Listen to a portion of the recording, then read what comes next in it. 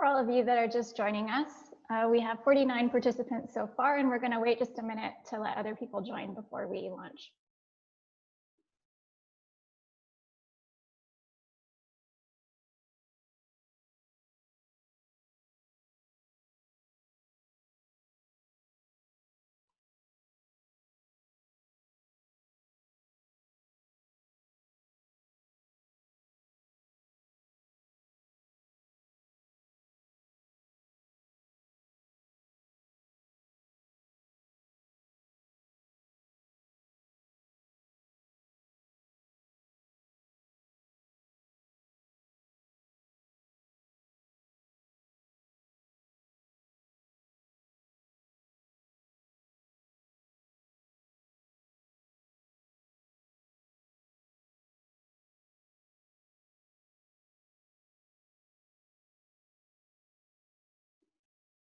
Hello to everyone who's just coming online with us. Thank you very much for joining.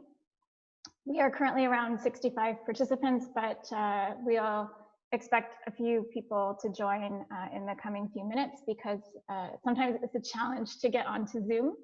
And so before we start, I'm just going to allow for 1-2 more minutes. But welcome for those that are here already.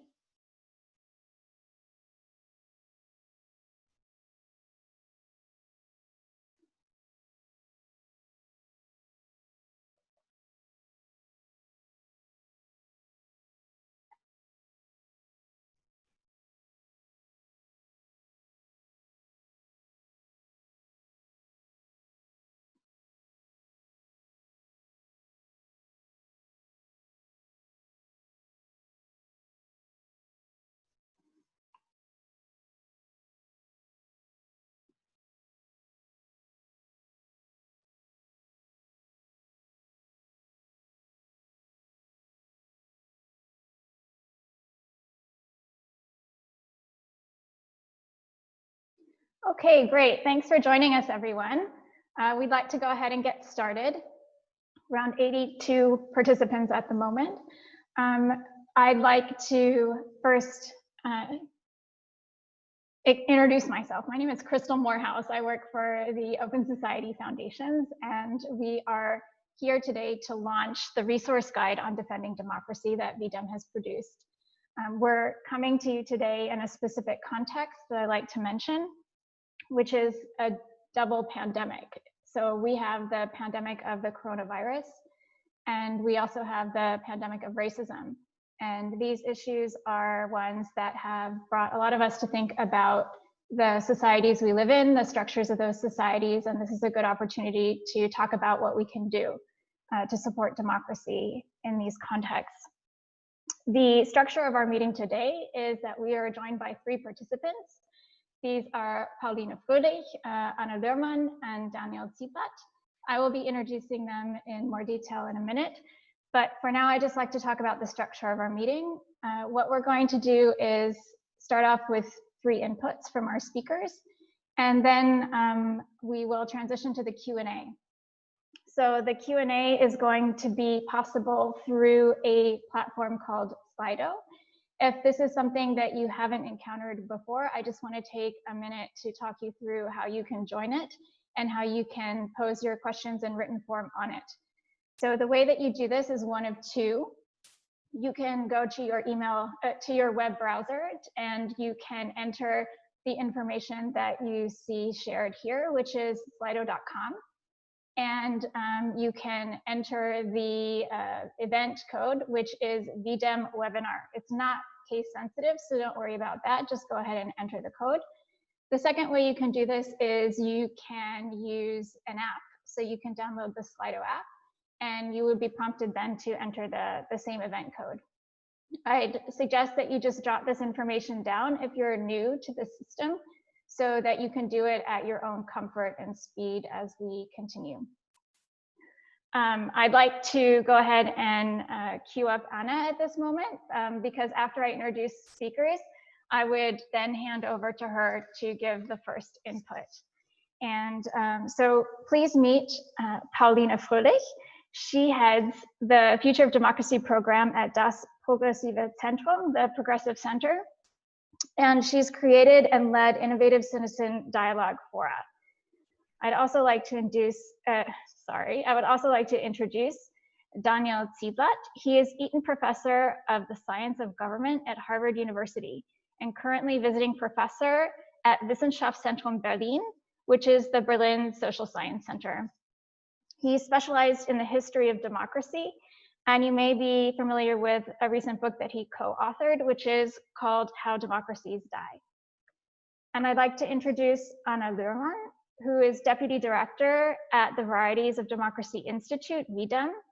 And that institute is hosted by the University of Gothenburg. She, at the beginning of her career, was one of the youngest members of the German National Parliament, the Bundestag. And with that, I would like to pass on to Anna. Thanks, Christal, for the introduction, and thanks everyone for joining this event. We're very thrilled today to be launching our resource guide that we've been working on for, I think, more than 2 years now.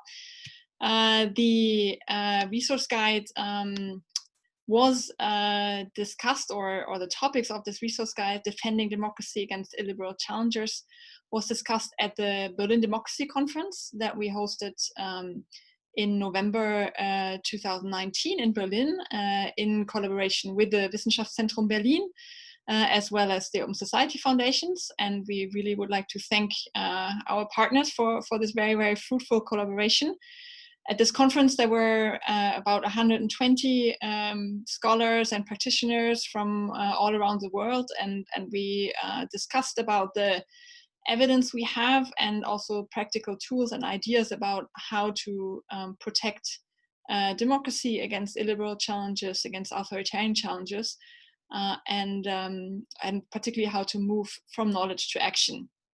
And this resource guide would not have been possible without the discussions at this conference. So I know that a lot of conference participants are in the audience right now. So I really would like to thank you also for your input in these discussions.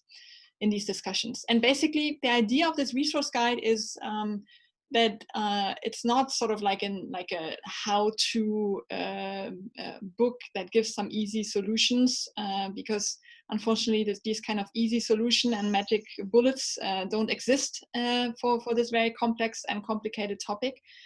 But what we are trying to do here, and I think what nobody has done in this format before, is to summarize, digest, catalyze the available academic evidence on this topic with a view to some lessons that practitioners could potentially learn from this. Again, this is not straightforward. These are merely some tools, some resources that each and every one can go to and get some ideas for. And I think that is sort of, that's an important remark to start us off with.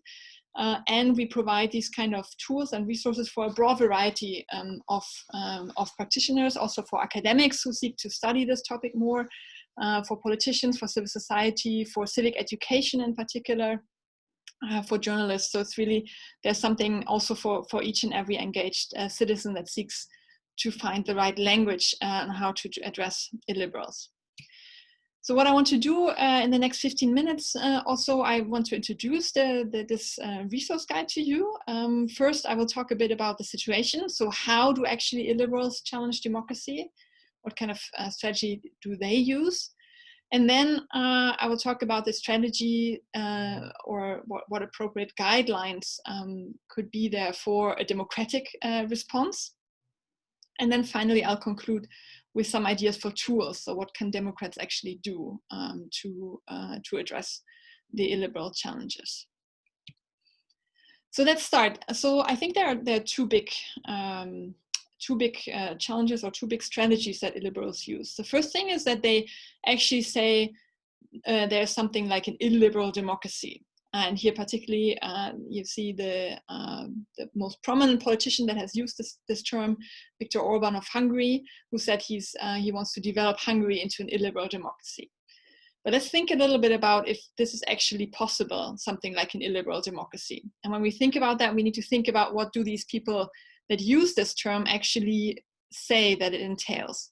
So first of all, they, and in particularly also those that use this very strong populist language, they say, yes, we are the majority, right? So wir sind das Volk in German. So we represent what the people want, which actually often is not true. So this is really something that a trap that Democrats shouldn't fall into, and a narrative that shouldn't be copied, also not by journalists. Then here, Viktor Orban, what they say is, well, anything that the majority wants is democratic, right? So even restricting the rights of minorities, for example, could be democratic. We also know that this is not true. Since Popper, for instance, who thought about the paradox of freedom and about this, which means that basically if you give people the freedom to abolish freedom, then there's no more freedom. So that you need to put a limit to what can be subject to a majority decision. This is also known as his idea of that there shouldn't be tolerance towards the intolerant. So no, not everything that the majority wants is democratic. This needs to be within certain boundaries and limits in order to maintain democratic standards also over a longer period of time, and also to allow everyone to participate in a democratic way. And then finally, what they say once they get into power, here we see Putin and Erdogan, they say, we are democratic. We came to office via democratic means, hence we are democratic. However, we know that since that there are liberal prerequisites of democracy. There is freedom of media, there's freedom of association. And if you, like Putin, put opposition politicians into jail, you can't really say that you were legitimized by a democratic process. So again, so this is another limit to using the term democracy in an illiberal context. And for these three reasons, first of all, that they're often actually not really representing the majority, these illiberals. Second, that there are limits to democratic decision making, and finally, there are prerequisites that democratic decision making needs, namely freedom of media and freedom of speech. And because of all this, I think we shouldn't talk of illiberal democracy. I think this is an oxymoron, and hence illiberal actors are actually a threat to democracy.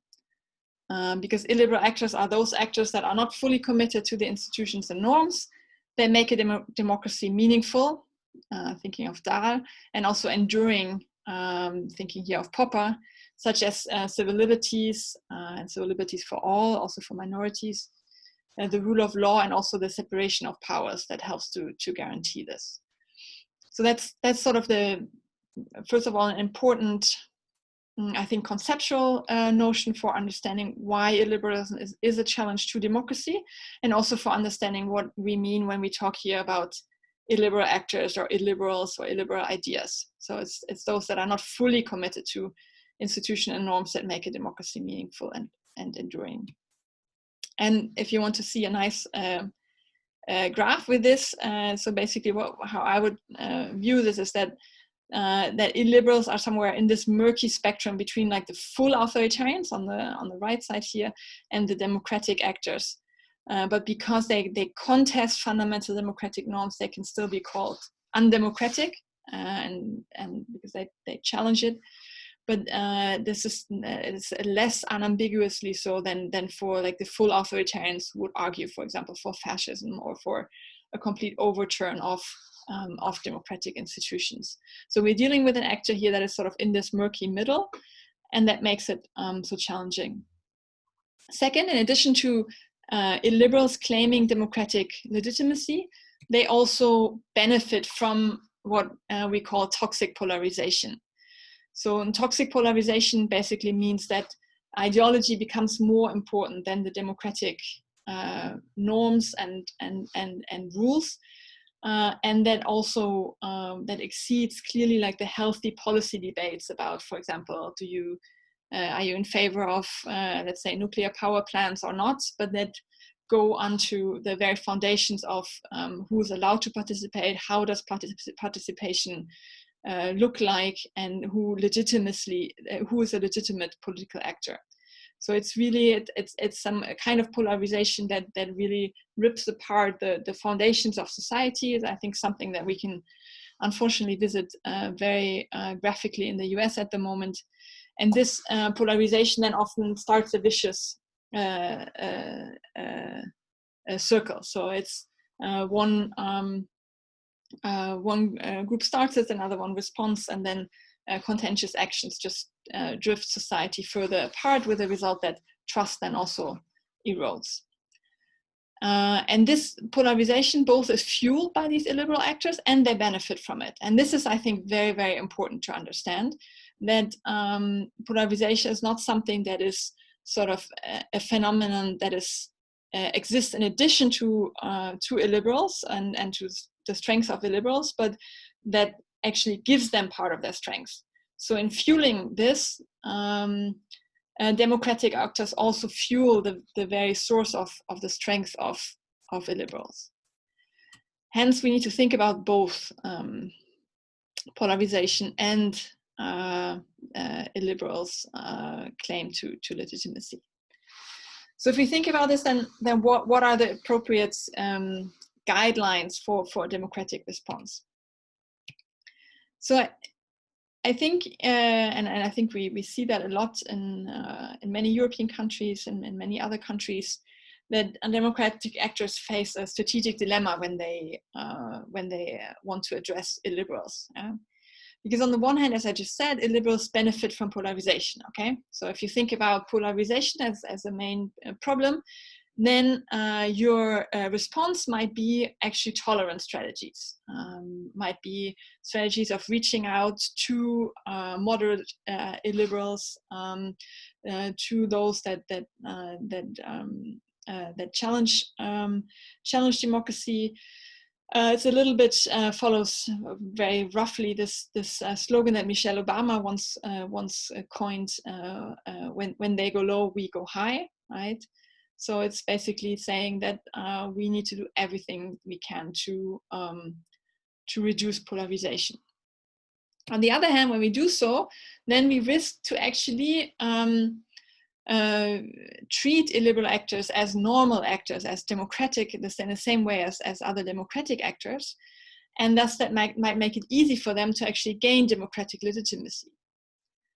And thus, those people that worry a lot about this, they actually argue for rather militant strategies, or fighting fire with fire, as maybe Metallica would have said, right? So these militant strategies are, for example, party bans, are maybe also contentious action on the streets.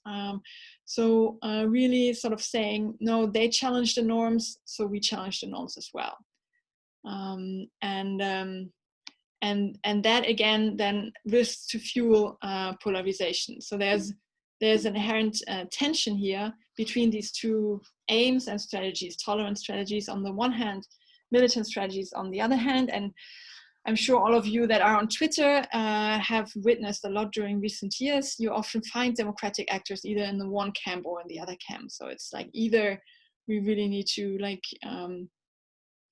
show them that they're not part of us, or people saying we need to reach out, we need to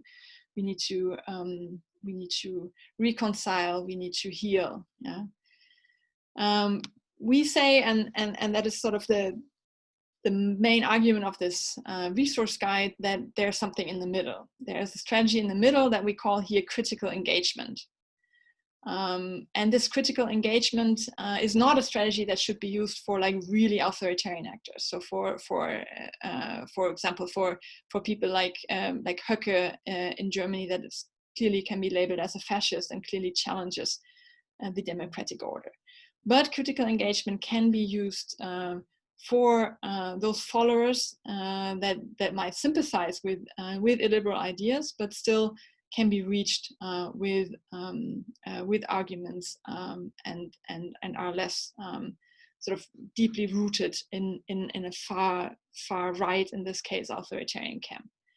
So critical engagement basically tries to debunk illiberalism, and I'll give some more examples now in the remainder of my presentation, without at the same time fueling polarization.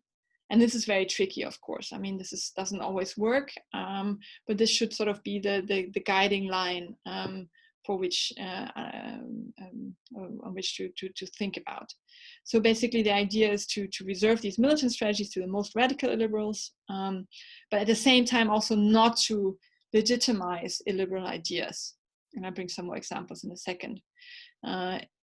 Contrary, the idea is to pull particularly those moderate illiberals that you might find here in this spectrum, to attract them, to pull them over to the democratic spectrum instead of pushing them away through further polarization. So that's the basic argument. And that again means, and I'm re-emphasizing this because I think I'm really puzzled by how little this is done. The main target group of these democratic responses should be moderate and weakly affiliated and potential supporters of these groups or parties. So those that might consider voting for them, those that might have joined a march maybe once but not regularly, those that still are reachable for quality media, for example. So this should really be the main target group, to try to pull them over, to pull them away from these radical illiberals, because we cite much research in the resource guide that shows that illiberals can only come to power basically if those moderately illiberals and the more radical ones unite and support a government. We've seen that in European history. We've also seen that in the US with the Republicans uniting behind Trump. So the idea must be to take the moderates away from this, from supporting the hardcore illiberals or authoritarians. So that for me, that's the main thing, and then the aim to drive a wedge between those groups. And then again, and I'm re-emphasizing this again with a picture now here, because I think this is so important. So we see sort of like 3 strategies that Democrats can have. One is to mobilize other Democrats for demonstrations, for example, to turn out to vote. I mean, that's definitely important, right? Particularly bring out the vote campaigns and the such. But this will probably not be enough. Rather, one needs to think about actions that change illiberals' behavior, like voting, like participating in demonstration, like using hate speech, and even more so, I mean, this would be sort of the core target, the attitudes, and this is why we emphasize civic education so much in this resource guide. So that's the idea. Now we come to the more concrete tools. And as I said, our idea is sort of with this strategy of critical engagement to be here in between the militant and the tolerant strategies. And this means something different for each actor. This means something different for the state. This means something different for political parties, for civil society, and for the media, and also for individual citizens. And I'll take you through that now in the remaining 5 minutes. So let's start maybe with language that we all need, right? So language is super important, and here probably Paulina is a better expert than I am actually on this topic. So the idea here is really to reframe conversations with and about illiberals. And here we've summarized like 3 strategies, but you find more in the resource guide.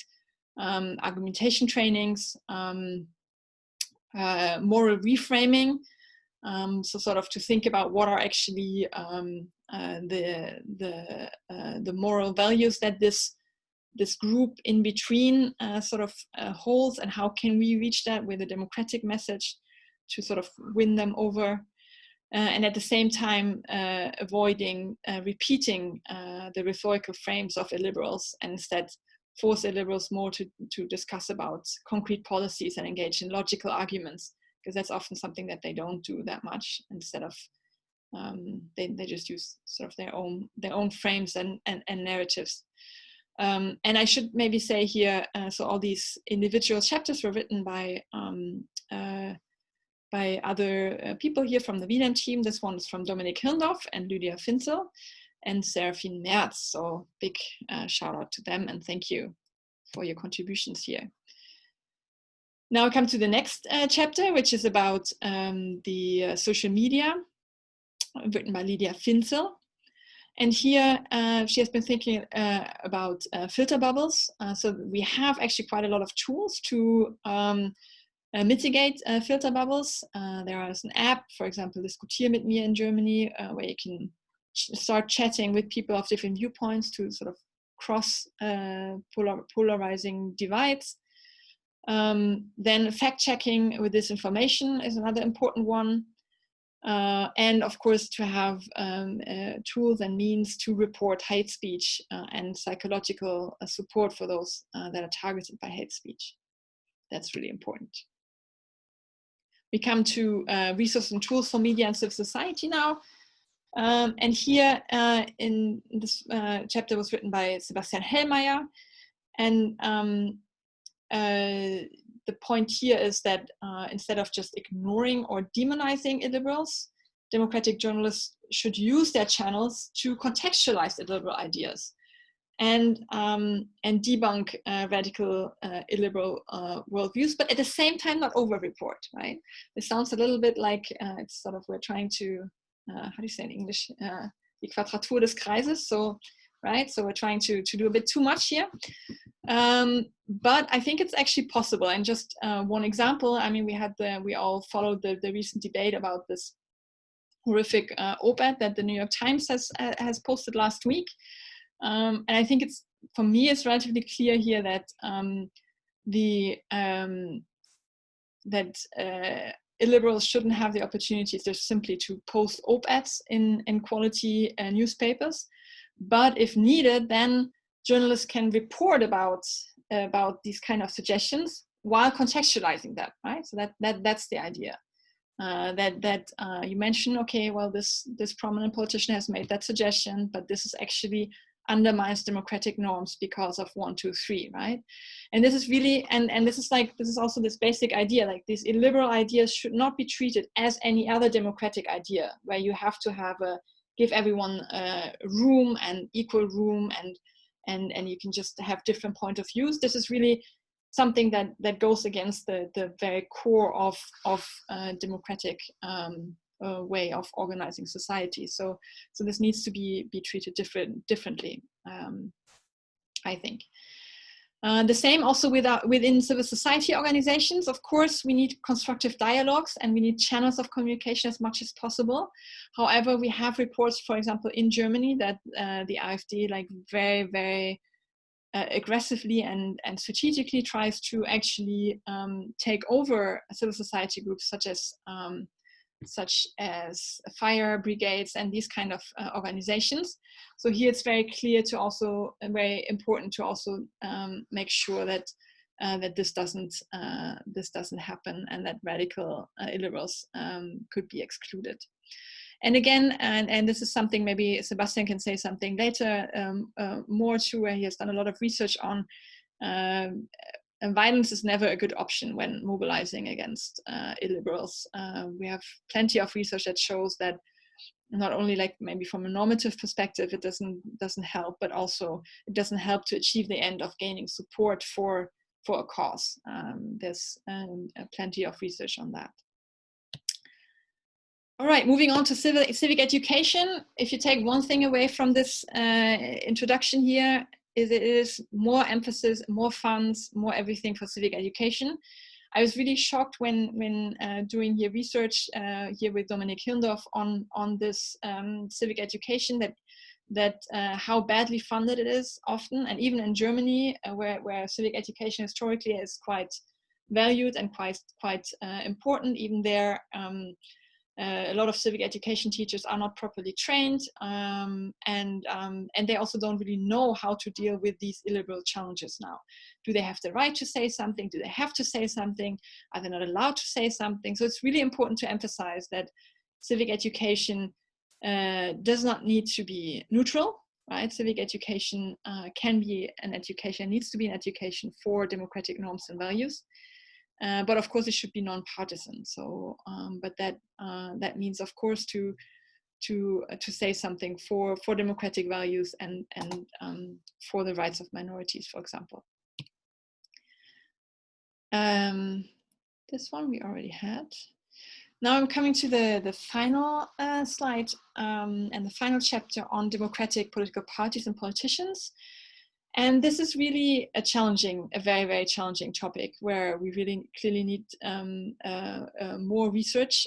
We sort of say that, like, what we take from where we currently stand is that democratic political parties and politicians should confront illiberal parties, but also at the same time not try to copy them. And this means that they should not be treated the same way as other parties, since they endanger democracy. And we know, I mean, if illiberals want to come to power, they need to build majorities. They often don't get majorities by themselves, but in countries with parliamentary systems by forming coalitions. So that's why many think that here, what we see here on this picture, where a Liberal Party politician was elected with the vote and with the explicit congratulations of the illiberal party in Germany, the AfD, that this is a mistake because they shouldn't be treated the same way as others. So coalitions should be off the table. But on the other hand, also the mere exclusion is not likely to work. On the other hand, they need to be confronted and challenged. And we also, for this resource guide, we did a brief study on looking at why actually far-right populist parties, as sort of like a very important subgroup of illiberal parties, has lost momentum, so either seats in parliament or participation in government in Europe in recent years. And this was mainly due to internal fights, splits, and scandals, right? So there we didn't find a single case where we could have said in a case study, look, this is actually because now democratic parties did 1, 2, 3, right? So so this is also like a little sobering maybe on the role of democratic parties. I mean, they need to sort of find an attitude towards illiberal parties, but maybe they can actually not do that much. On the other hand, they can also facilitate such self-destructive processes, for example, by putting pressure on the illiberal parties to moderate their position, or to sort of to really take a stand on a position that will facilitate splits within their ranks. So that is sort of a preliminary finding here. And coming to an end now, I just want to say thank you to this amazing team that made this resource guide and also the Berlin Democracy Conference possible. We have here Sebastian Hellmeier, Vanessa Böse, Dominik Hirndorf, Lisa Gastaldi, well, that's me, Stefan Lindberg, the director of the V-Dem Institute, and here on the right, Serafin Merz and Sandra Gran and Lydia Finzer. So a big thank you to all of you for your great contributions and to the conference and to this guide. And that was it. Thank you very much, Anna. So now we're going to hear some reflections from Daniel. Yes, thank you. Thank you for the presentation. Thank you, Anna, for putting this incredible project together. It's really, for those of us who've all been thinking about these issues for the last several years, you know, there's a lot of effort to diagnose the problem without much of an effort to, or as much of a systematic effort anyway, to try to develop something applied out of it. So this is very important. I'm going to comment mostly on on strategies of parties, that feature of the report, because I think there's a lot in there to talk about and to think about.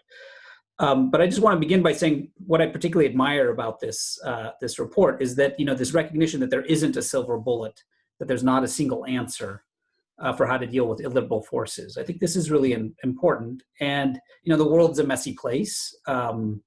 And it depends a lot on how authoritarian the party is, how popular the party is, at what point in the life cycle of a liberal party are you confronting this party, early in its life, late in its life.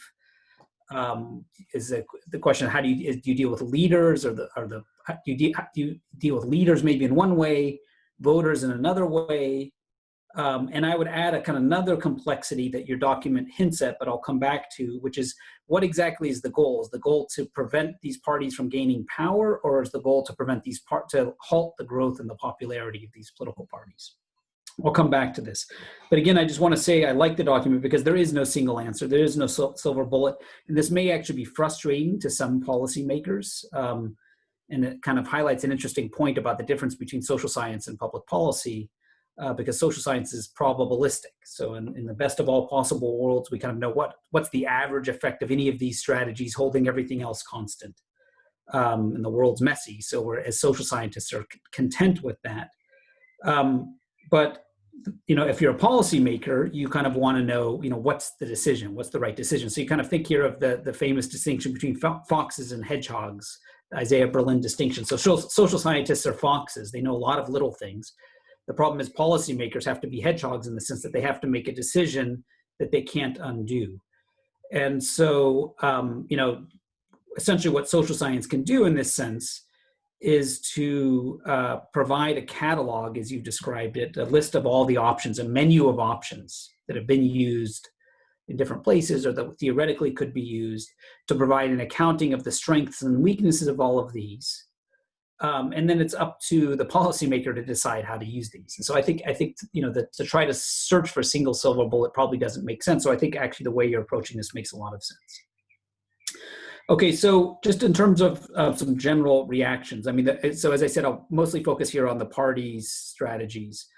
And just to remind everyone, as Anna laid out, the report identifies these three different ways that establishment or democratic parties can deal with illiberal parties. One is the kind of strategy of exclusion, which kind of has echoes of the militant democracy framework of Lowenstein and the idea of banning parties perhaps, or refusing to talk to illiberals. That's at one end. The other end, another strategy is the strategy of integration. And I guess if I had to think of a political philosopher, I would associate this maybe John Stuart Mill, or somebody who thinks just allow the ideas to compete, and if there's a lot of bad ideas, they'll lose out. And in fact, it may even make sense to parrot some of the rhetoric of the liberals, to include them in governments and let them fail spectacularly, and this will discredit them.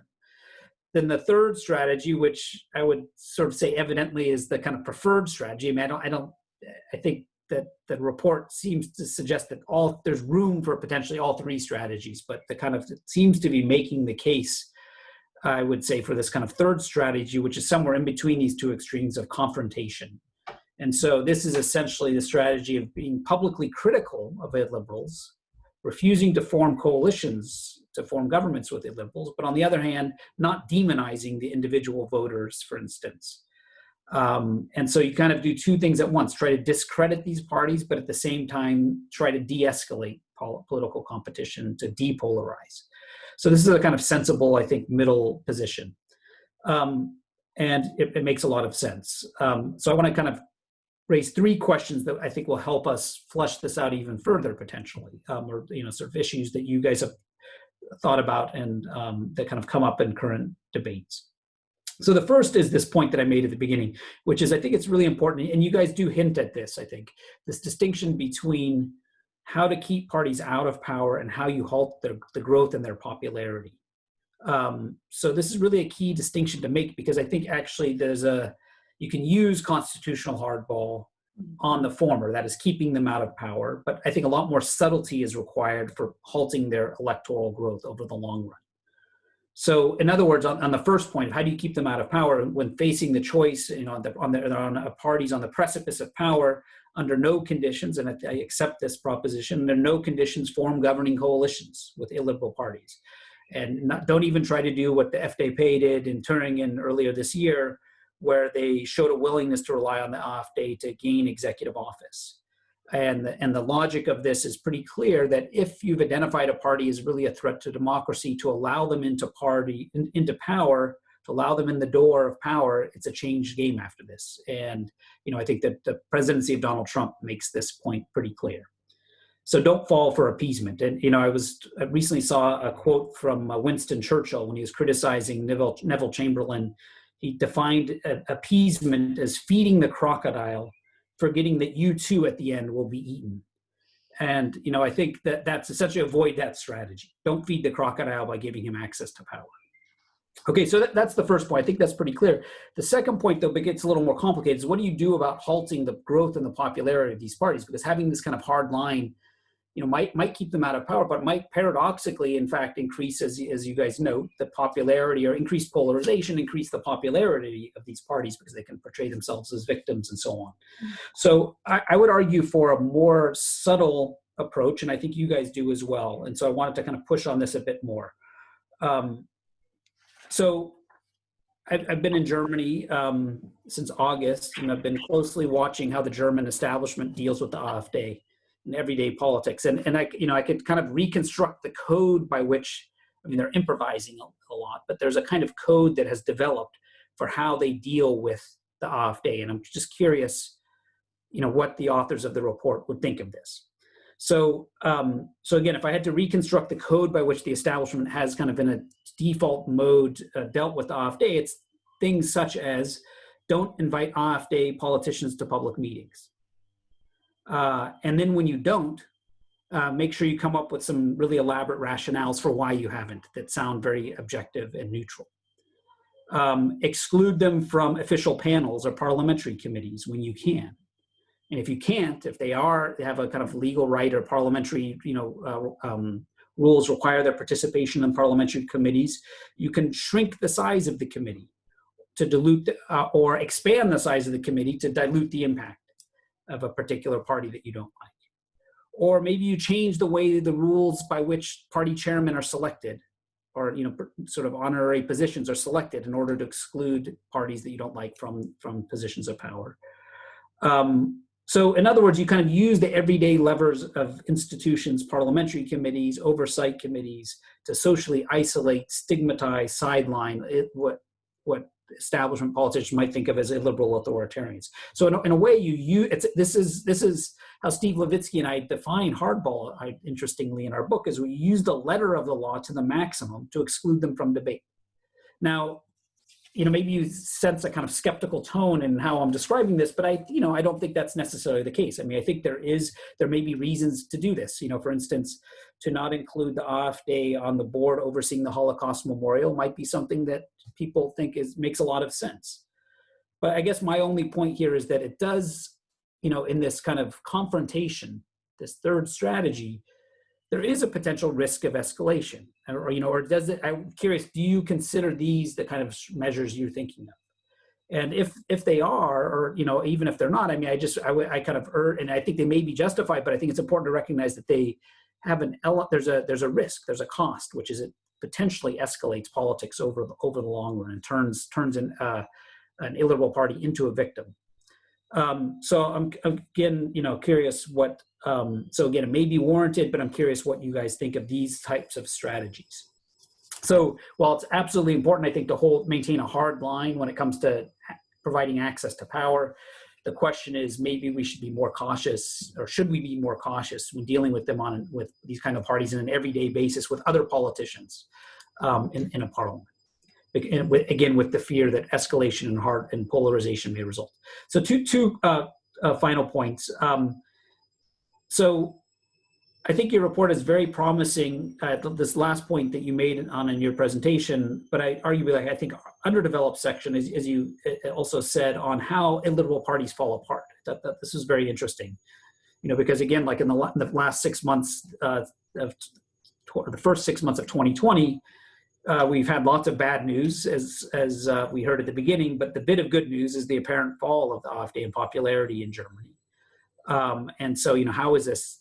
How has this happened? And the authors note in their report that there's 4 very proximate conditions that they do this nice survey of the fall of illiberal parties, and they note that the proximate triggers are internal splits within illiberal parties, criminal charges against leaders of illiberal parties that seems to bring about their demise, the rise of new radical right parties, and the resignation of party leaders. So these are the things that happen right before these parties tend to fall apart. So this is useful, but I think it leaves open the question that I would love to hear more about, and I think maybe this is something that certainly could be studied a lot more, is I think, Anna, rather than being depressed or something, that the strategies that you laid out don't seem to have anything to do with these proximate conditions. I think the interesting question is, in what way do the strategies of parties lead to these proximate triggers? Are there things that parties can do to facilitate these kind of triggers? And you suggested one, which is, dividing the moderates and the hardliners within parties, something like this. But I think it might be useful just to think about how the strategies connect to the kind of more proximate triggers. And maybe it's not these strategies, maybe it's other things, other kind of constellations of factors lead to these triggers. And I think those might be worth thinking about more. Final point I wanted to make comes back to the point, one of the points that you made on at the beginning of your presentation, where you say these parties are not often actually democratic. I think that's absolutely right. And I think actually we don't take that point quite seriously enough, because nowhere, including in the United States, do illiberals gain a majority of the vote. And so, the kind of way we often think about this is that there's a kind of illiberal majority that potentially can oppress a liberal minority. But this is often actually not the case. I think it's basically never the case. It turns out, in East Germany, a majority of voters don't vote for the AfD. Even in Hungary, I mean, Orban's majority is generated partly through his electoral system, in the same way that Donald Trump's presidential majority comes through the Electoral College.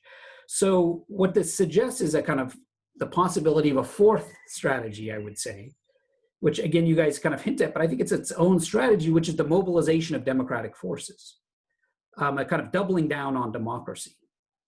And, the idea here I have in mind is really, expanding access to vote, increasing voter turnout.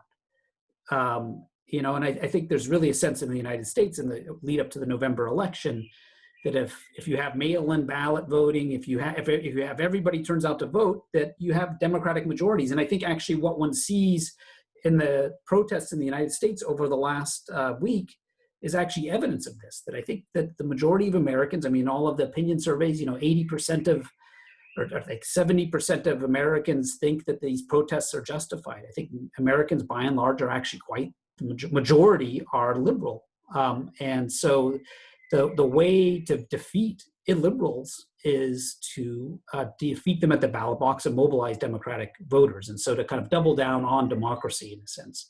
So what that actually kind of means, I think it means increasing voter turnout, increasing access to the ballot box.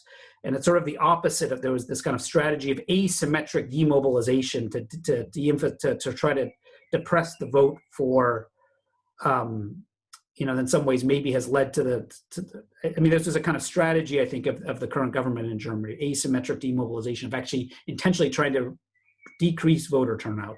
In a similar way, I think the Trump campaign in 2016 tried to do the same thing. What this suggests is that the democratic forces, the way to combat this is to mobilize democratic forces. So I think I'll end there. Great report. Thank you very much. And now we're going to hear from Paulina. Yes, thank you very much. I'm very thankful that the V-Dem Institute publishes such a rich resource guide. I second Daniel here. It's a great resource guide packed with very practical hints and ideas. And I also like to second how I really liked and appreciated that the report states several times that there's no one-size-fits-all solutions. And I believe that is quite important to highlight.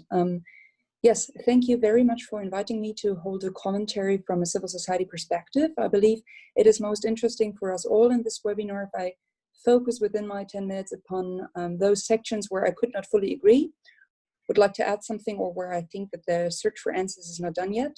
So I'm going to structure the comment among the three target groups which were named in the report. So first, democratic politicians and parties, second, media, and third, civil society organizations / civic education. First one, democratic politicians and political parties. So the report says, as Anna also said in her introduction, illiberals endanger democracy, thus coalitions with them should be off the table. Reading this, I asked myself, so where does a coalition actually start? Is a cooperation already a soft form of a coalition? And as Daniel already mentioned, early this February this year, we witnessed in Germany that the democratic politician from the FDP cooperated with the liberals, using their votes to win a chair. And after a great political and also civil outcry, the politician resigned. So to me, this incident shows that we need a deeper discourse on what is meant by cooperation and what role dependency plays here. I mean, we all know that dependency is a somehow normal part of politics and political representation. I believe it's based upon a minimum level of trust and upon unwritten rules of respectful behavior. Since liberals do not feel committed to those unwritten rules, and they even more strategically bypass them, I would like to propose the following guideline when it comes to the interaction of democratic politicians and illiberals. Never make yourself dependent. This phrase would not prevent interaction generally, but draw a rather specific red line. So second point about media and framing. I believe it was on page 30, you offer a great list of hints and how journalists and media outlets can critically engage, use fact-checking, become more transparent, and also make use of social media, you said, or new media. As much as I agree with that hints, and I would like to second them strongly, I was somehow missing some fundamental hint on that media bashing is an integral part of a liberal strategy. May it be Fidesz in Hungary or AfD in Germany, blaming the bad critical media who are unfair, who are maybe paid by foreign forces, who are members of the so-called dirty elites, whatever. I think this is an integral part of the strategy to delegitimize journalists themselves. So I believe that things like transparency and balanced reporting are good and needed. However, liberals on the rise will not be stopped by that, like we saw in Hungary. So I wish that there's a more clear, in a sense, of a given fact for journalists of different media outlets, that once they speak to illiberals, for example, in an interview, they are speaking to a person who, once they turn their back on them, calls them an enemy. The last point, I've got a few more comments on civil society and civic education. So the resource guides recommends to engage in a constructive dialogue with, Anna, as you said, moderate liberals. I think I disagree partly here, or I have to ask again what you mean exactly by it, because I would definitely agree that we shall engage in a dialogue with voters and sympathizers of illiberal parties. However, I would not agree when it comes to politicians, to elected officials who hold office. These elected officials know 100% who and what they support. And even if they may appear moderate in public, and when we say moderate, we compare them to extremists, and basically everyone should appear moderate compared to extremists, right? They play an essential role in the game. I believe that civil society organizations should engage much more with the whole democratic political spectrum, including leftists and traditional conservatives. The major difference which leads to the red line should be the indicator democratic or anti-democratic instead of moderate or extreme, I would say. This brings me to the second point. Civil society organizations must show more diversity in opinion within the democratic sphere. We as civil society in Germany are way too aligned, I think, in many questions, or better put, we kind of fear the actual democratic dispute. I can hardly remember, and I'm saying that including my own events or some of my own events, a panel discussion which was an actual discussion and not a gentle conversation within the last years. So tough questions on, for example, weapon export, austerity policy, or integration is very little critically discussed among civil society, but the opinions which are there and which are diverse are rather communicated individually, I feel. Third and last, I'd like to say a word concerning the strategic dilemma you were presenting between delegitimization and depolarization on page 15. What the civil society initiative I voluntarily work for, called Kleiner 5, promotes is a way in between. So we call it a radikale Höflichkeit, radical politeness. We talked about it on a couple of times during the last months and years. So we propose to respectfully engage with sympathizers and voters of the liberals, to ask questions, try to understand the emotions behind certain beliefs and convictions, and at the same way to show a very clear red line when it comes to discrimination and group hostility. To practice radical politeness, however, you need one essential, and this essential I would call conflict capability. And I hope very much that we will find ways on how to train conflict capability as society much more, which would be in the section of civic education, which is underfunded, I believe, in schools, but also in online forums, during election campaigns and in webinars. And I'll end the comment with saying how much I really love the section, the paragraph 2 on page 32, I believe. It wasn't directly about countering or defending liberals, but it read, promoting inclusive visions of the future. I really like that, and I appreciate this forward-looking tip. So thanks a lot, and I'm looking forward for the debate. Thank you very much. So we have a little over half an hour now to discuss.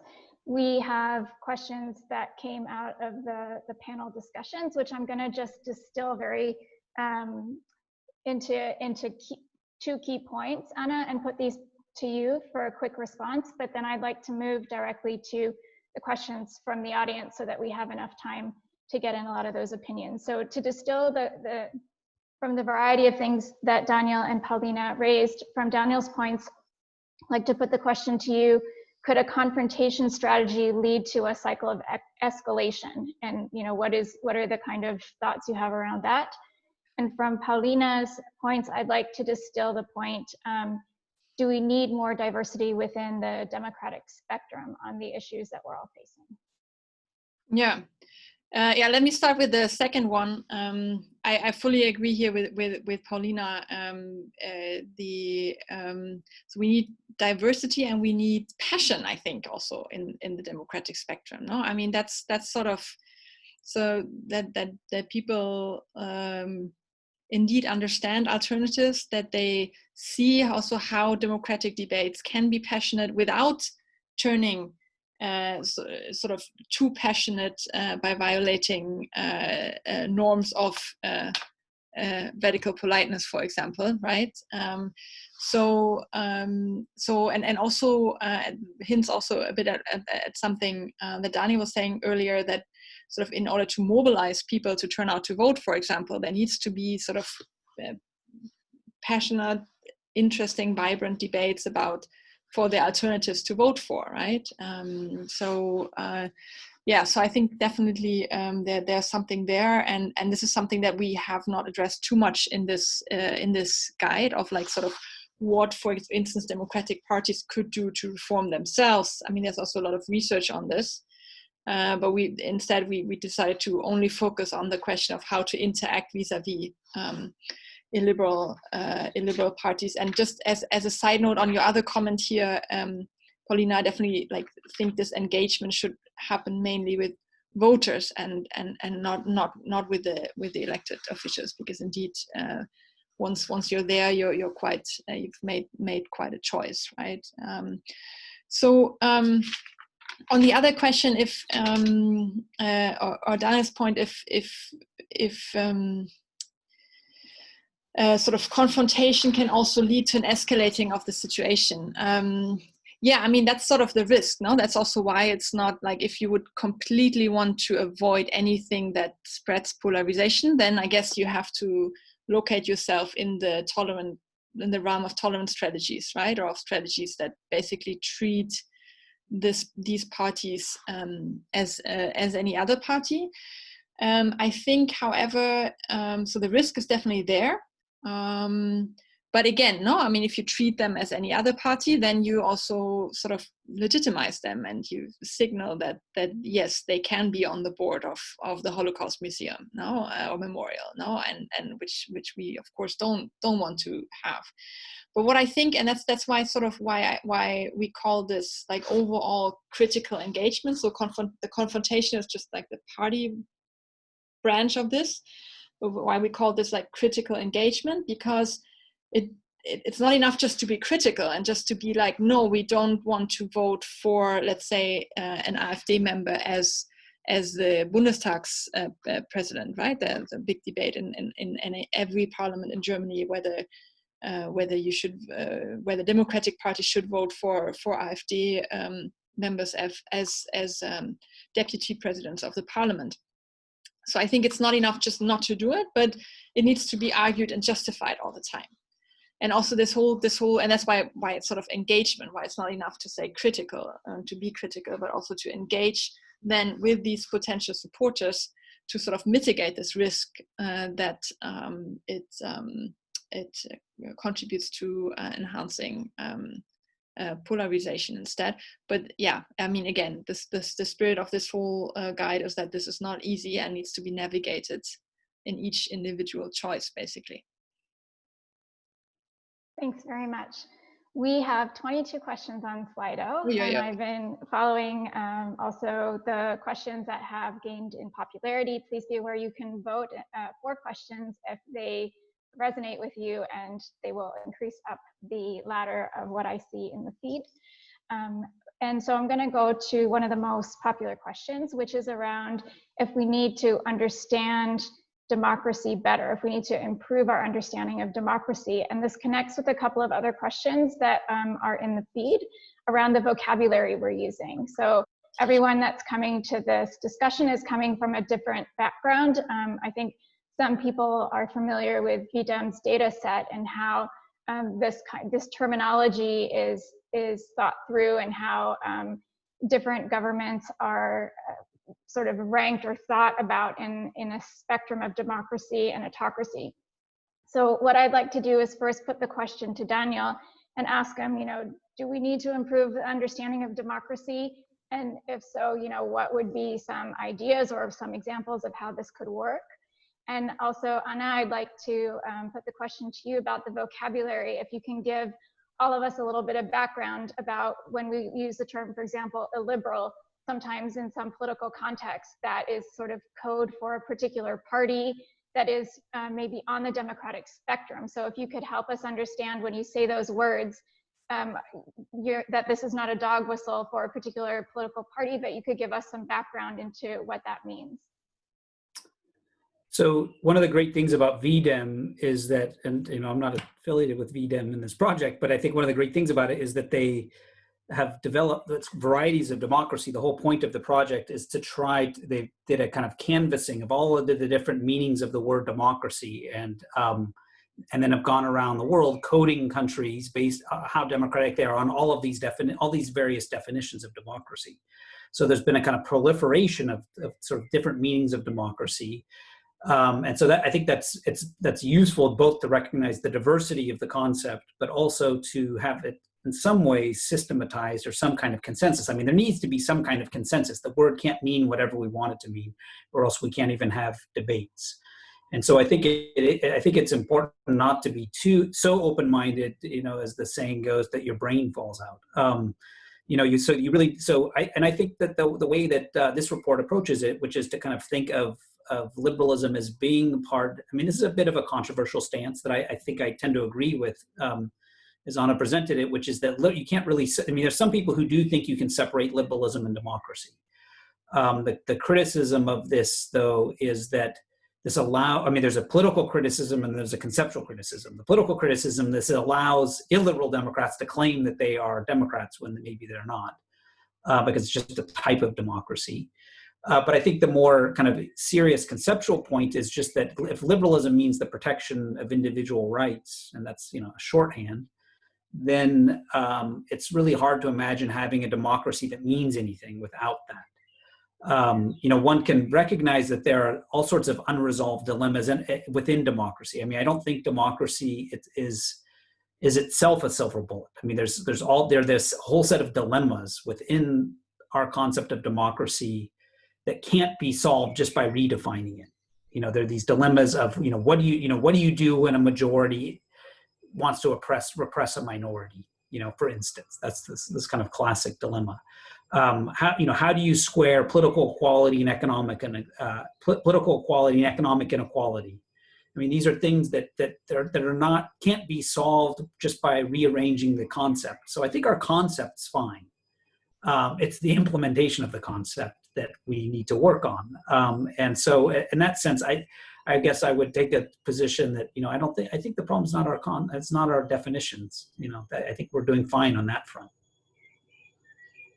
Yeah, I would say maybe not the definition, but indeed the public debate about them.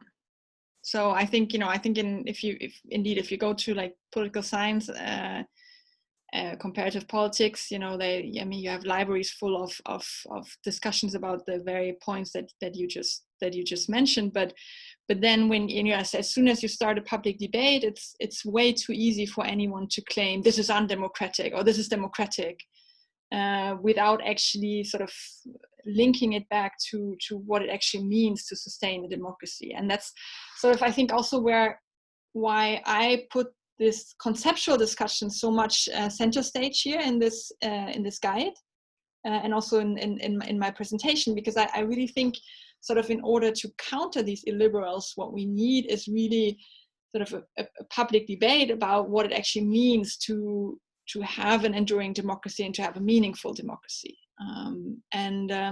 Sort of what I always try to do is sort of, I try to go back to this very basic notion of rule by the people. I mean, this is sort of what everybody agrees on, what democracy is, right, as at the very core of it. And then try to think about, okay, what in order to figure out what the people actually want, what do we need, right? And then we end up with, if you want to throw political theorists around, then we end up at Dahl, of course, talking about that we need to have free media, that we need to have certain other ways of where interest can be aggregated in civil society groups, for example, and that without all these prerequisites, we can actually not know what the people want, and thus what the rule of the people is.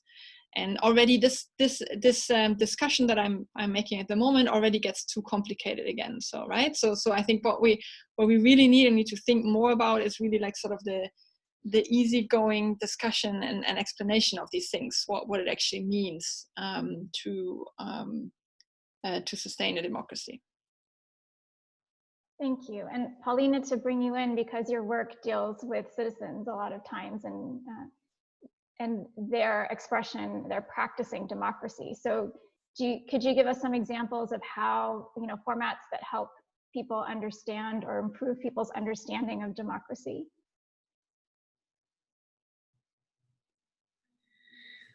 Well, I'm a big fan, to name something which is not from my work, but from someone else. I'm a big fan of Aula, this project which is in schools and where they actually practice democracy without sitting in class and learning about history, but learning what it means to have an idea, to fight for that idea, and to find out that it's not that good in the end, or that this good idea will only come into practice if you find fellows who help you put into, actually getting it done.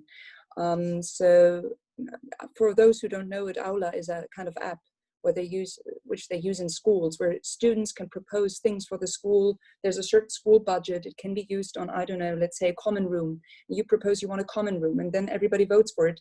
And you are responsible because you dropped the idea. And if you don't manage to include all the different opinions on how that common room looks like, and if you don't find people who are willing to do this in their free time and to design the common room, then it will probably not happen.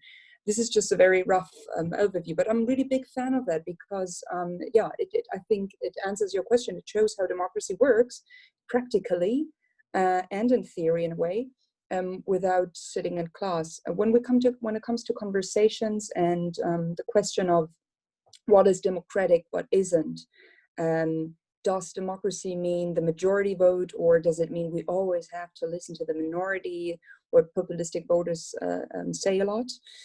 I felt that it really helps just to ask back.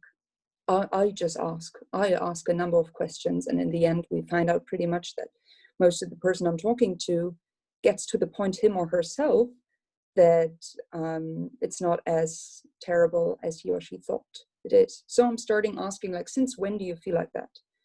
Do you think that everyone in Germany thinks that way? No? Why don't you think that I think that way? What happened in my life that I don't come to that point?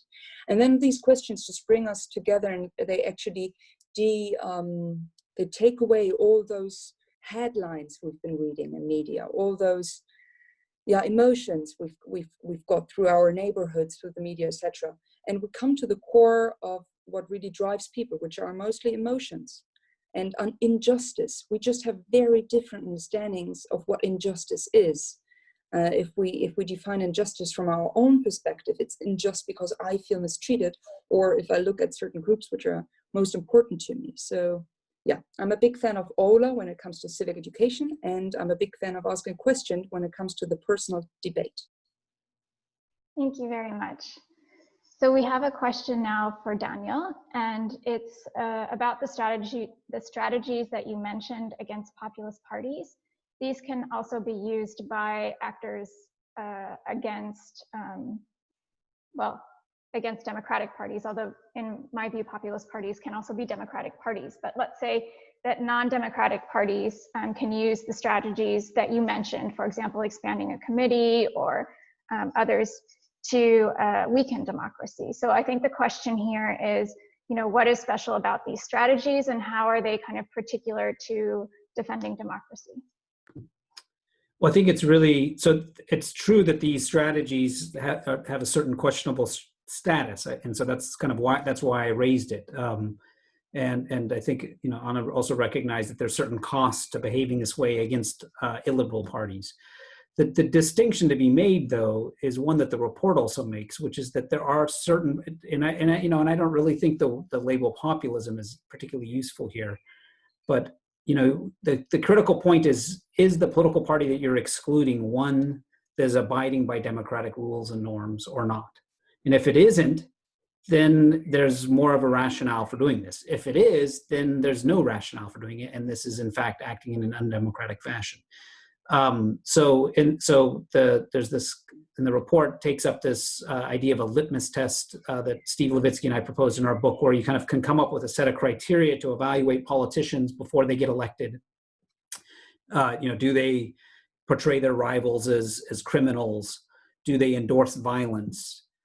Do they express support for the existing democratic constitution? Do they accept the democratic rules of the game? And so on. There's a finite set of criteria that one can use to identify a political party. If a party violates those, then there may be rationale for saying we're under no obligation to cooperate with these parties. And so I think it's a qualitative difference to be made between using those strategies against parties that violate these democratic rules and norms and those that don't.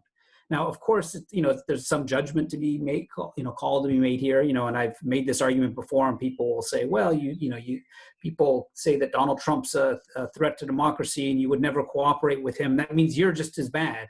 But I would, my point is that, object facts matter. And if you have a political party that condones violence, then they're beyond the pale. If you have a political party that doesn't condone violence, then they're not beyond the pale. You may disagree with them in terms of their stance on healthcare, on COVID, on whatever, all sorts of legitimate policy issues to disagree with. But do they abide by, and do they promise to abide by, and do they seem to provide evidence that they're going to abide by basic democratic rules and norms? And if they don't, then there's a reason to think that it's okay to exclude them. Thank you. Anna, so this question is going to go to you, and it's about who decides which ideas are too radical or too illiberal to be printed by reputable media outlets. And I think this is referring, says in the question, to the New York Times op-ed. Mm-hmm. That's an excellent question. So we've put in this guide, and in particular, we've addressed this guide to various democratic actors in various fields, right? So it basically, in this case, particularly because it's not like not like explicit language explicitly violating a law, but because it's in the sort of in this gray zone that from my perspective is already clearly towards the anti-democratic side. In this kind of sort of zone, we need individual actors to make this call. So we need journalists themselves to make this call, editors to make this call. We need teachers in the classroom to make this call, civil society groups. Like, I mean, as I said, we had in Germany this big debate with the sort of the voluntarily fire brigades. I think that's the English word. So it's really sort of, it is a struggle that, first of all, that people in these kind of positions have every day, and I've been approached by a lot of people. For example, my brother is a teacher, and he, like, when I started working on democratic erosion a few years back, he was like, okay, so what does this mean for me in the classroom? And I was like, whoa, that's an excellent question, actually, right? So I really think this is, like, democracy can only be defended by Democrats in their different positions. What we can do, sort of as scientists, we can discuss some guidelines, some standards, some lessons learned potentially from other areas, and then, of course, there are also cases where sort of state authorities need to come in. For example, as we've seen in Germany now with the AfD or parts of the AfD being under the surveillance of the how do you say this, the Verfassungsschutz, which is something like the branch of the police in this sense, no?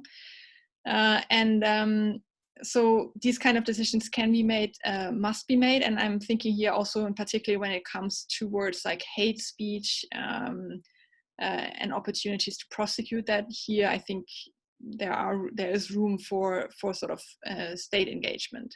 But before that, really, it's a process that society, as a whole, needs to negotiate. Thank you. Yeah, and Verfassungsschutz is to protect the Constitution, to make sure the authority that protects the Constitution in Germany. So when I read the guide, and this links to the next question in the feed, one of the things that we see, and we see it also in philosophy throughout history, including Popper and Plato, is that basically democracy has a kind of built-in side door that would allow some bad actors to tear it down from the inside when they get inside. And this is something that you can't prevent because democracy ensures freedoms, including freedom of speech. And so now we see a lot of politics around identity, which originally for me was a bit confusing because why would policy regulate identity? This is sort of a counterintuitive, but the way now that politicians have been gaining a lot of popularity is to talk about identity and to turn that into politics. So the question is, why is the role of identity, what is the role of identity in political polarization? Shouldn't a confrontational stance against illiberals potentially lead to more polarization? So when we get into the politics of identity, and we reach sort of the boundaries of what is democracy regarding rule of law, regarding freedom of the media, regarding stances on violence, repression of minorities. When we reach that threshold, when is this cycle of one identity of one camp and the other identity of another camp turn into kind of a self-fueling division?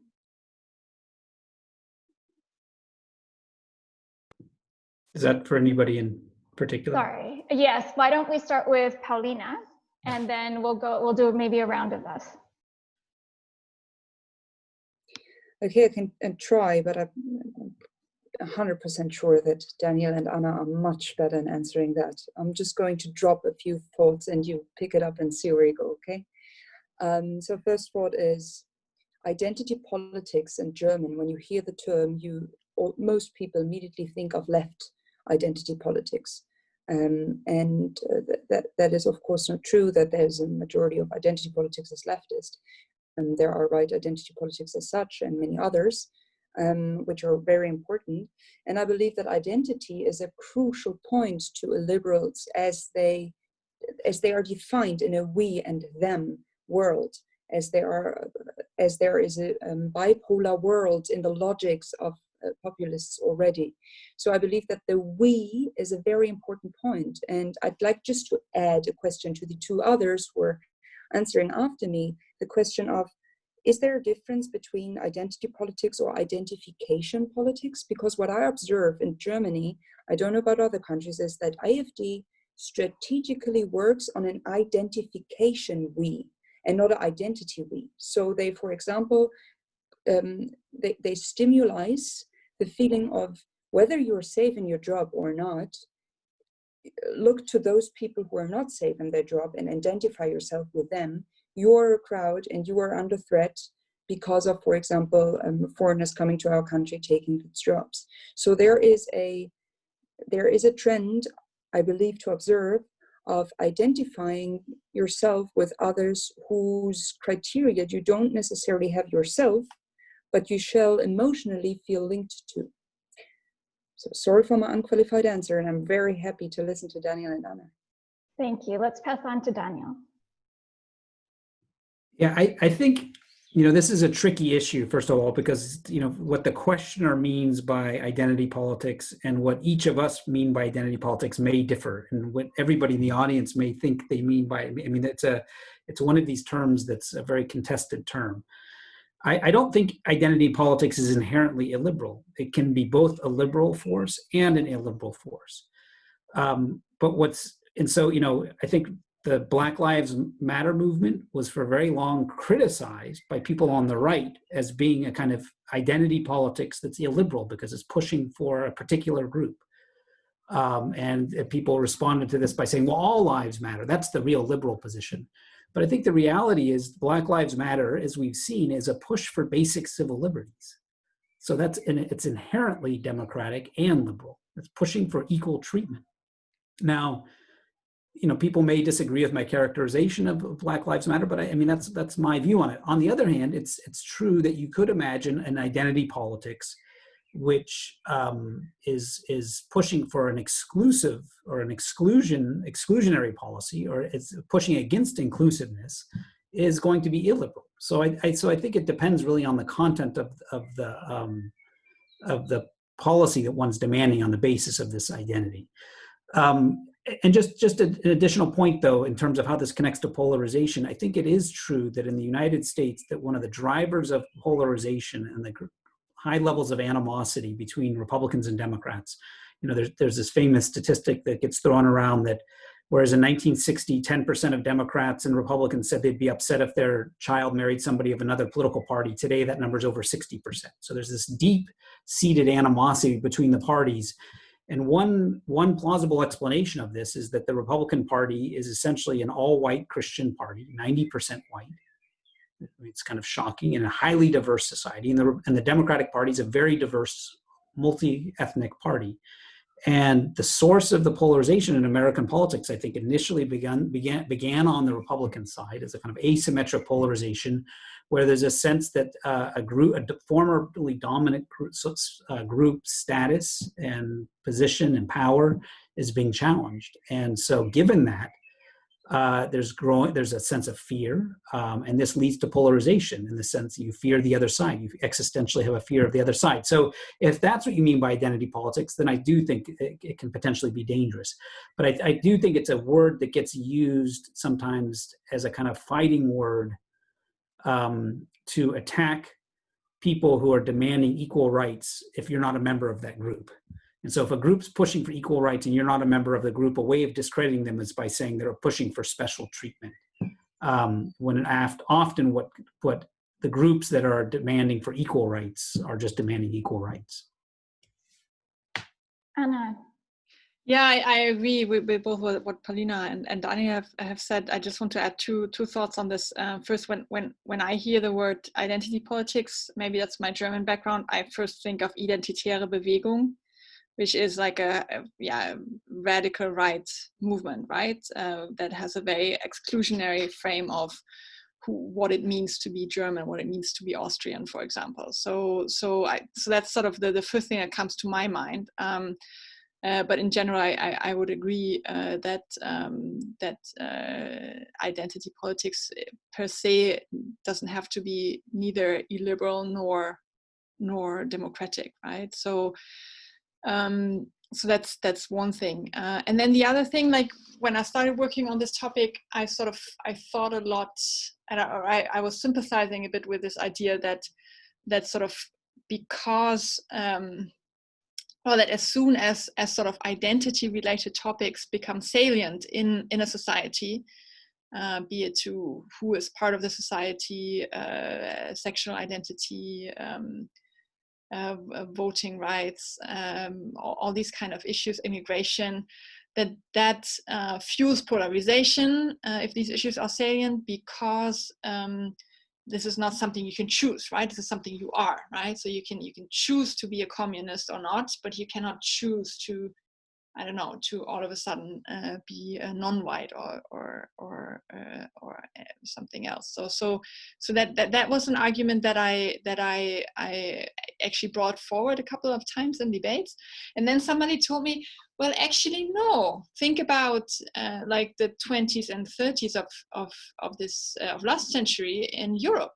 I mean, there you had like crazy polarization among people mainly for socioeconomic issues and sort of ideological issues that are not, maybe one could also construct that they are identity related, but then everything is identity related, right? But that are more on this idea of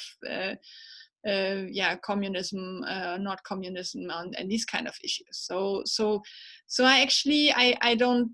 So I've changed my opinion on this a bit. So I don't necessarily see the salience of these issues sort of as a necessary driver of polarization, and plus then also some. I mean, not every sort of a bit to like what Paulina said earlier, like some contentious issues also just need to be raised, like Black Lives Matter also. No, I mean it's like it would be wrong to say that these issues shouldn't be raised just because they might upset somebody at the other end of the political spectrum, because they sort of call for necessary rights and essential civil liberties that are important for democracy. So Thank you. We're down to our last 5 minutes. So the next two questions are similar. They have to do with the term illiberal parties and how you benchmark them.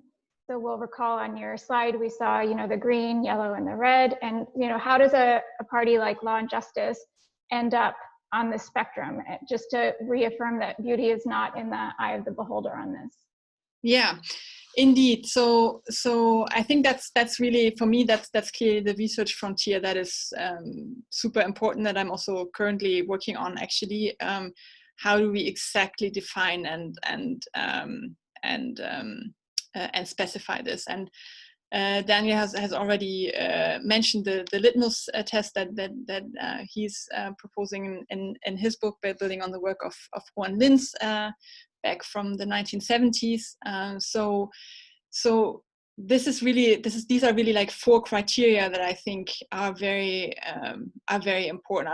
I'll just read it out, and you can also like read it either in Daniel's book or also here in this resource guide on page 18. So it's basically, the first criteria is a clear rejection of the democratic rules, or a weak commitment to the democratic rules of the game. So that would be a criterion then for an illiberal.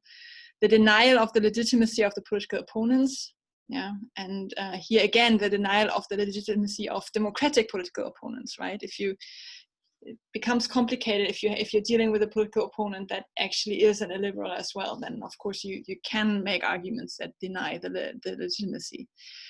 Third one, and this is a very critical one, the toleration or the encouragement of violence. I mean, this is why everybody got so upset about Trump's recent tweets, right? And this is clearly something that is in the illiberal spectrum. And for the readiness to curtail civil liberties of opponents, including the media. So these would be four criteria that we have also now undertaken as a sort of a new project in the V-Dem Institute to measure in parties. And we'll hopefully, like at the end of the summer, we'll present some results of that, where we can sort of, using our methodology and our expert coders, actually identify to what extent politicians and parties have shown these traits before they got elected to office. So that those would be some criteria, and of course, ideally there would be some impartial arbitrary that could judge on these criteria. I mean, in some cases we have similar issues that can be brought forward to courts. But in many cases we don't. And then also, of course, here we can also ask questions. So I think sort of I understand your question, Christal, or the question of or the person who has asked that question. Sort of there is the wish that there would be this neutral arbitrary that then tells us, okay, this party is here and this party is there. We can only, I think, attempt at getting at this by spelling out these kind of criteria and a measurement framework where we can find this. And my assumption is that at least in recent years, the Law and Justice Party also scores somewhere on the spectrum. Maybe not as high as others, but somewhere. Thank you very much. We're down to the last minute, so I'd just like to conclude. Thank you to our three speakers very much for everything that they've offered us. Also, for me, one of the key learnings of this resource guide is that democracy is not self-perpetual. It requires that we all take action, and this guide gives us some ideas about how we can become active and be active to do that. You can download the guide and you can read into it more deeply. I'm sorry we didn't get to everyone's questions, but some of those questions will be answered if you have a look. So thank you very much, and I'm wishing everyone a good day. Thank Bye. you. Thank you. Many thanks. Thanks. Thanks. Bye-bye.